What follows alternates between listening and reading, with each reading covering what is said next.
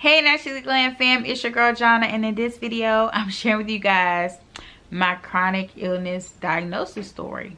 It's crazy.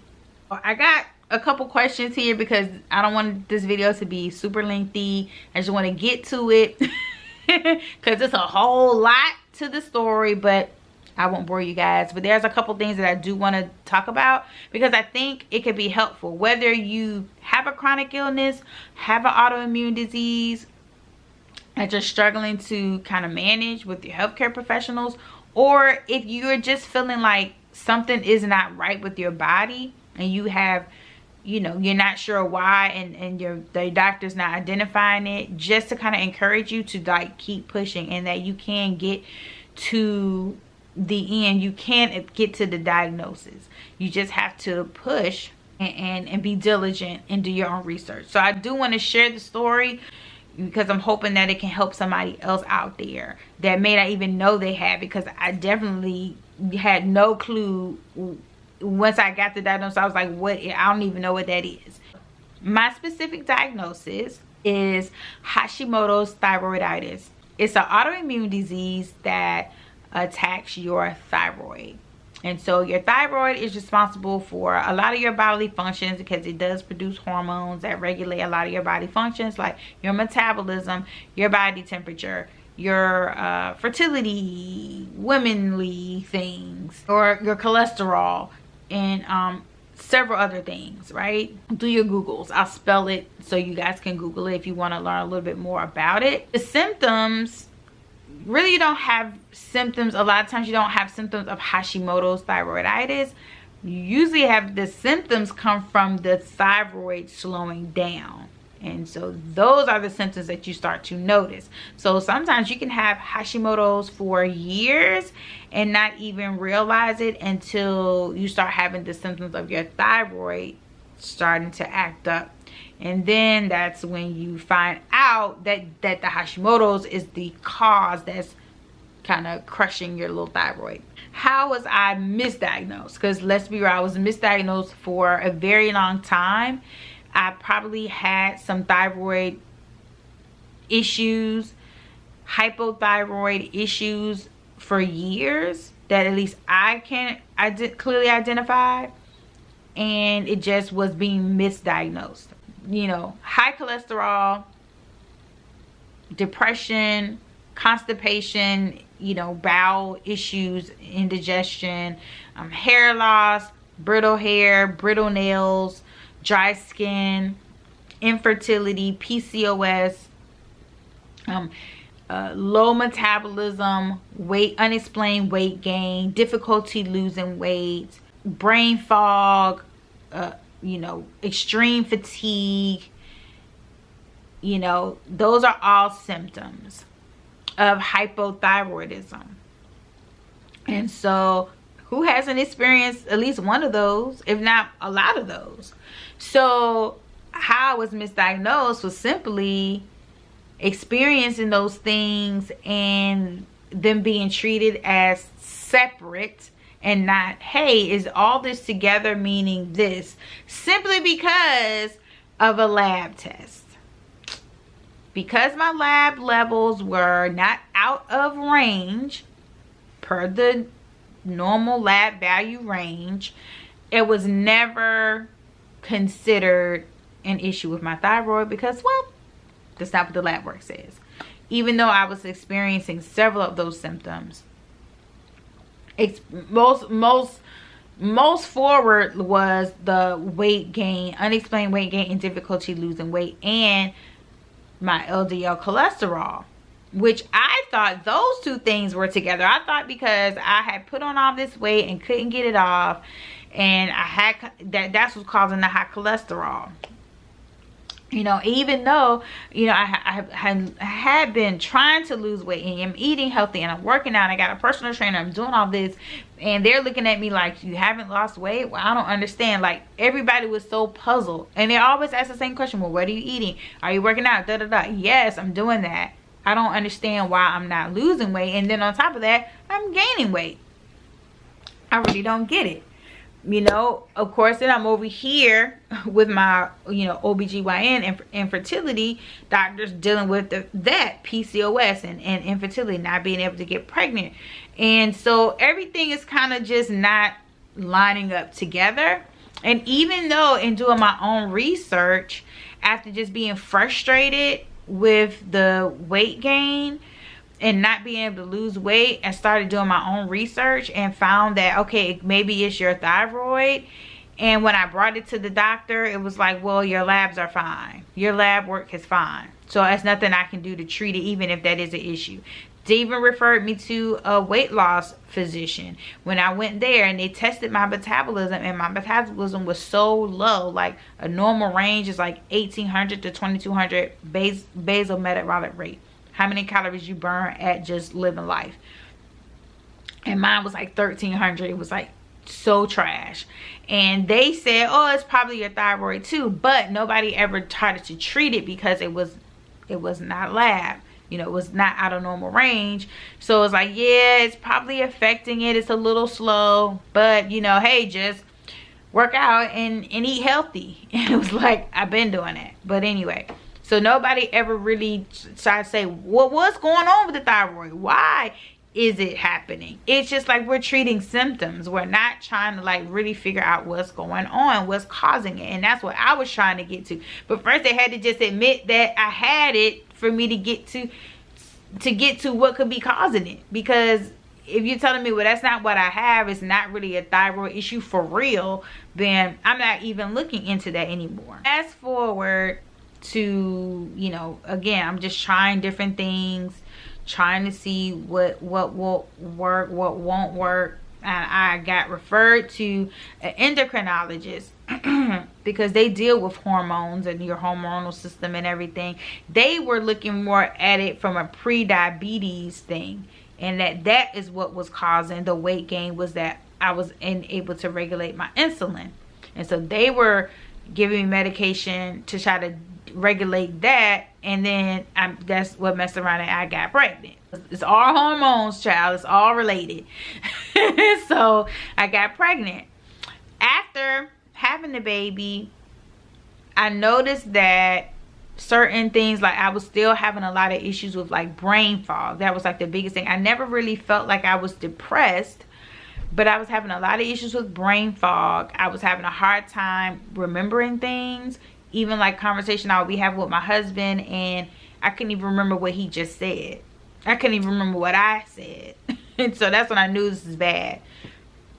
But I just put it off as postpartum. This is just mommy brain. This is just mommy brain.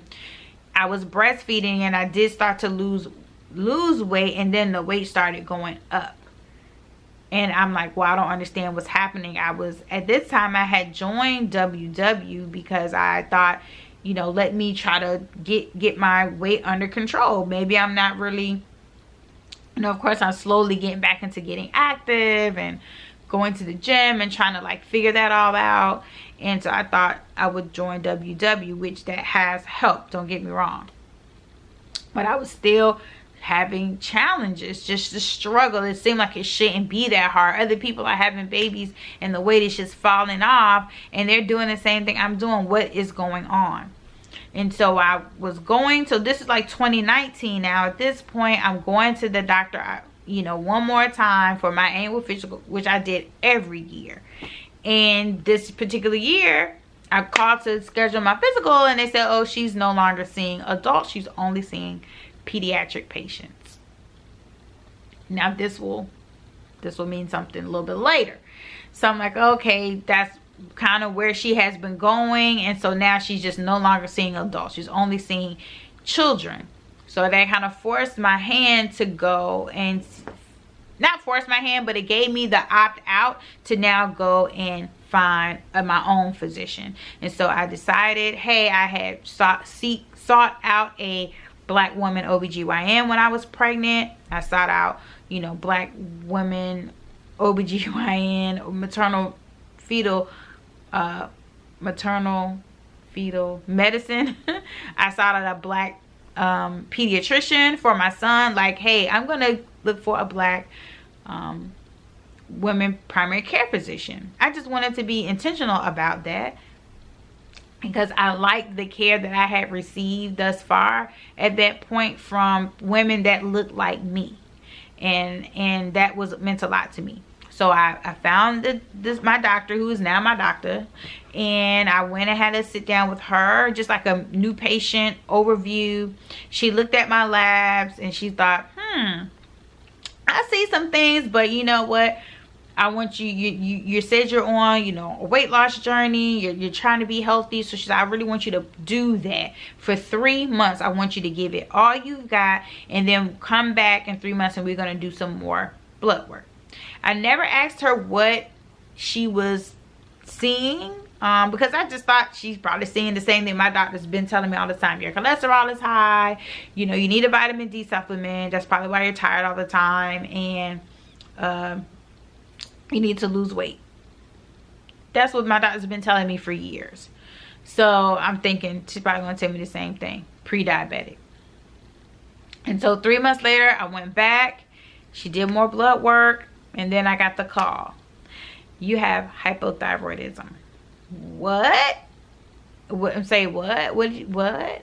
I have what? I mean, I was like, I don't understand, because my other doctor, I thought that, and I said that, then she told me no, that's not what I had. Well, based on my analysis and your blood work, you definitely do have it. Now, so we went through it. I said, walk me through this. So basically, all those years that my previous doctor had been saying I did not have it, is because the range of normal per the lab is, like, let's say it's here. This is the low, this is high. Anything here or above is a hypothyroid diagnosis, basically. And so mine was like here. No, go down a little bit, but it lived right about here. And so did my LDL cholesterol in particular, not my overall total cholesterol. Over the years, that had come down in my efforts of trying to lose weight.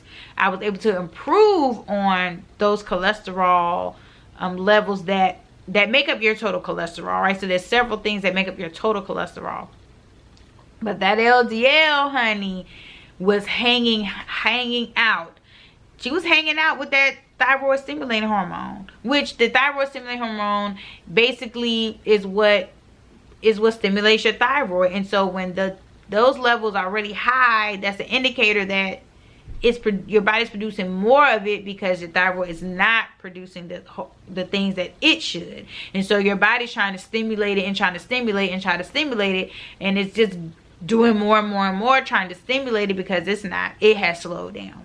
And so, you know, all that stuff was right around, you know, borderline high. Well, my LDL was high, you know, but I guess even that wasn't even red flagging my other doctor, because my total cholesterol was starting to be in range. So she wasn't even looking at, girl, your LDL is like through the roof, but hey, your total cholesterol is fine, so you're good. So my doctor said, you know, some doctors operate that way. They function based on the labs. If the lab says it's fine, no red flags, they just go on about their business. And even though you were telling her these symptoms, she was not listening to the symptoms and then looking at the labs. She's just listening to the symptoms and saying, well, I don't know what's causing the symptoms. Never even saying, let me look at the labs and see, is anything close? Is anything standing out? But, you know, she said, I'm new to you, and so maybe I'm looking at it with a fresh pair of eyes. And so that could be, you know, why it rang out to me. And just some physicians not every physician knows everything about everything. That's why you have specialty physicians. And so just the fact that physician is only seeing pediatric patients now, and it was a family practice, so they saw every age. You know, my whole family, my stepdaughter, my husband, and I, we all went to that practice. You know, maybe her focus was really pediatrics. Maybe that was her strength. And, you know, unfortunately, this was missed because maybe just adult internal medicine was not her specialty. Whatever. What you gonna do? What you gonna do? So, okay, at this point we're here. We're like, boom. I'm like, okay. She wanted to put me on some medication. I said, I'm nervous about medication. And she said, I know you are, because we had talked about that in my initial visit. She says, I know you are, and I am too. I am very cautious about medication. I don't like to just throw medication at people, but in my experience with hypothyroidism, you do better on the medication. Your symptoms are more relieved, and there's rarely side effects with the medication. She said, you know, my patients take the medication. I never hear anybody that has issues. They all are fine. Their symptoms are alleviated. And she said sometimes there's issues as we're trying to find the right dosing, but once they get the right dose, they feel better. The only thing that can cause side effects is like if the dose is too high.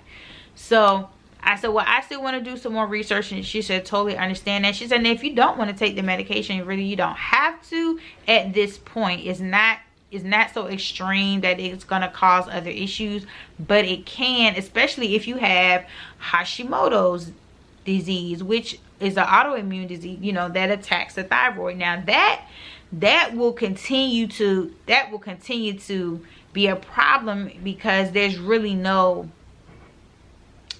you can't really do too much about that. You know, like, you can try different things. Of course, there's you know, gluten-free and dairy-free, and like those things that help to calm it and not exacerbate the autoimmune disease. But it's you know, it may not be one of those things just gonna all of a sudden just go away and you're not gonna have it anymore.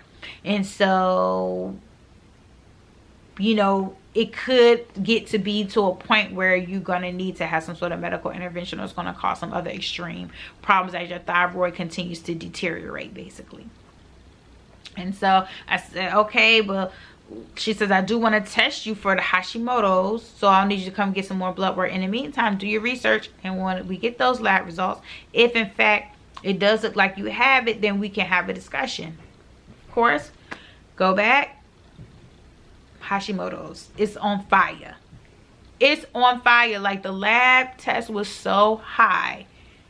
I was just like, oh my goodness, when I saw those labs. It was just like, now, as opposed to the other tests, like my thyroid stimulating, where it's like borderline. No, this was not borderline. This test was like through the roof. Like, this is the normal range, and my range is here. So I think when I started the 75 hard challenge is when I started taking the medication, because that's how long it took me. I was just like refusing. Like, I just didn't want to do it. And I just said, well, let me try, you know, some other things and some natural stuff. And I was taking some natural things, and so let me see what happens in 2 months. Can I check my labs again in 2 months? And of course, check them again in 2 months, and it was a dud. So I said, well, she said, well, you can try the medication and you can not take it if you feel like you don't like the way it makes you feel, or you don't want to take it anymore. You know, we can work on like taking you off the medication. But you know, so at that point I decided to go ahead and take the medication. So that's how I'm dealing with it, right? I decided to go ahead and take the medication. I also decide, so the medication I take is levothyroxine, which is like a synthetic thyroid hormone that mimics what my body's not producing, what my thyroid is not producing. And I take the lowest dose you can take, which is like 25. I think it's milligrams or micrograms. I'm not really sure. I'll put it in the screen. So I'm taking that, and I have had no side effects. It's like, so I don't even notice it. Sometimes I forget to take it. That's how, you know, I don't notice it. But when I don't take it, like there's been days that I haven't taken it for like a couple days, I forget, and I can feel that I feel different. But for the most part, I feel like it has helped. My symptoms are not in any way completely alleviated, because I'm just getting started. It's gonna take time. It's gonna take time, but I'm exhausted all the time still. You know, I still struggle with like brain fog, and I still struggle with everything, but it's a little bit better. Like I'm doing 75 hard, so that's 2 45-minute workouts a day, and I'm able to get them done. Now I get them done and I pass out, and I'll be, you know, my eyes are bumping together trying to keep my child alive, because still have a almost 2-year-old that's running around. He's got all the energy in the world, and some days I'm just like, I don't even know how I'm gonna do this. It was worse before, and I wasn't even doing the additional exercise. So just the fact that I'm able to get through that, it's telling me that it's helping some. Another thing I also started doing was the autoimmune protocol diet, which is a temporary diet. It's like an elimination diet similar to Whole30, where for 30 days or so you eliminate foods and spices and everything that can inflame any autoimmune disease. And so you eliminate those foods, give your body time to get, you know, level, and then you start to reintroduce those foods back into your diet one by one, inch by inch, and then you can start to identify certain foods that can cause problems, and then you can make a decision of whether you're going to choose to eat those foods or not. I'm still in the reintroduction phase, so once I get done reintroducing all of the foods and seeing how I feel, I'm going to do a video just about the AIP, which is the abbreviation for, I'm going to do a video just on that. I have been sharing it with, you know, family and friends that are closest to me, just so that they can understand what's going on, because I noticed that I'm a very different person post-pregnancy than I was before. And it's just because I am tired. Like, I was tired before. Like, these symptoms, some of them, I had them before. I'm sure it's because I'm also dealing with a baby, so I'm not coming home and going to sleep or taking a nap like I was before I had a kid. You know, I'm like having to take care of a kid, so everything is like on another level. You know, I forget to text people. I don't text back. I don't check on people as much as I used to be, like a person that was on their phone. If you text me, I'll text you right back, because it's just the type of person I am. And so I'm not like that anymore, or I'm not going everywhere all the time. I'm going home, stay home more. Of course, with the way everything is set up, it works out because I'm home all the time anyway. But I just wanted them to know so that they would understand what was going on. So it's not that I'm ignoring you, or oh, I have a kid now, so this, that, and the third. Like, I just wanted them to know, and just so they could understand, you know, what was going on, and also to look into their own bodies and just make sure that they are good. And then I decided, once I kind of had wrapped my hands around everything that was going on, and kind of had started to see that I was starting to get better, that's when I decided to share it with you guys. Because what I didn't want was like a sob story. Like, I'm very much not a person that I don't like to be stuck in a story. You know, I don't share things for attention.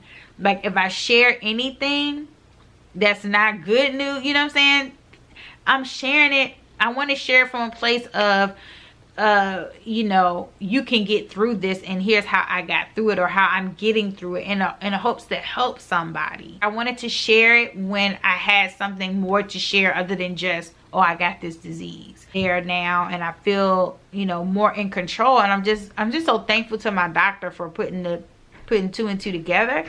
And honestly, like, I'm like thankful for my son that it even had him, because I feel like me having him probably is what took it to the level of where, like, okay, this can clearly be identified. So he's like a blessing in that way. I hope this just encourages you to like advocate for yourself and never give up.